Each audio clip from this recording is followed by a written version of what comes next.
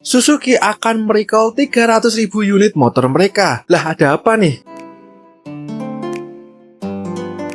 Suzuki setidaknya akan merecall lebih dari 300 ribuan unit untuk 3 jenis motor mereka. Dengan detail Suzuki Access 270 ribuan unit, kemudian ada 52 ribuan unit untuk Suzuki Avenir 125, terakhir 70 ribuan unit untuk Suzuki Brookman Street 125. Recall ini dilakukan karena adanya komponen yang tidak sesuai standar spesifikasi mereka. Adapun bagian yang dimaksud adalah pada kabel high tension di koil motor. Karena kabel ini akan sering tertekuk ataupun tertarik, maka akan muncul resiko akan lebih cepat getas atau akan lebih cepat aus daripada perhitungan awal. Jika tidak segera ditangani, akan membuat motor lebih susah untuk dihidupkan. Efek lainnya akan buat motor mesin tiba-tiba mati ketika digunakan berkendara. Namun yang melakukan rekor ini adalah Suzuki Motorcycle India Private Limited alias Suzuki India sana. Memangnya apa efek buat pengguna Suzuki di Indonesia, Bang? Dari ketiga produk yang di-recall, ada 2 produk yang dijual di Indonesia, yakni Suzuki Avenir 125 dan juga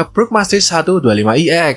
Sejauh ini Suzuki Indonesia masih terus berkomunikasi dengan Suzuki India apakah produk yang dijual di Indonesia perlu di-recall. Namun produk yang di-recall pun tidak semua unit yang telah dijual, melainkan motor yang diproduksi pada batch April hingga Desember tahun 2022 saja. Nah, untuk Avenir masih 50-50 karena dikenalkan pada akhir tahun 2022. Sedangkan untuk Suzuki Brookman 125iX di Indonesia harusnya aman sih dari recall ini karena dikenalkan saja pada akhir tahun 2023 pun masuknya pada awal tahun 2024. Jika perlu dilakukan recall, saya rasa Suzuki Indonesia siap menyanggupinya karena sebelumnya Suzuki Indonesia juga sudah melakukan recall pada awal tahun 2023 lalu. Pada waktu itu akan dilakukan pengecekan apakah motornya perlu dilakukan recall atau tidak. Jikapun motor memerlukan recall, pemeriksaan dan penggantian spare partnya akan diganti secara gratis atau tanpa biaya. Di sini ada pengguna Suzuki Brookman Street 125iX atau Suzuki Avenir 125, apakah mulai mendapatkan gejala motor susah di starter? Menurut sobat, akankah Suzuki Indonesia merecall 2 produk tersebut atau unit yang dijual di Indonesia untung tidak terkena recall? Menurut sobat bagaimana nih? Tuliskan pendapat sobat di kolom komentar ya. So, sekian informasi yang bisa saya berikan. Jika ada kekurangannya silahkan tambahkan di kolom komentar. Jangan lupa tekan tombol like dan juga subscribe untuk mendapatkan update seputar dunia sepeda motor. Saya Rizky Miranto dari RPM Sport YouTube Channel. Keep your rev up and goodbye.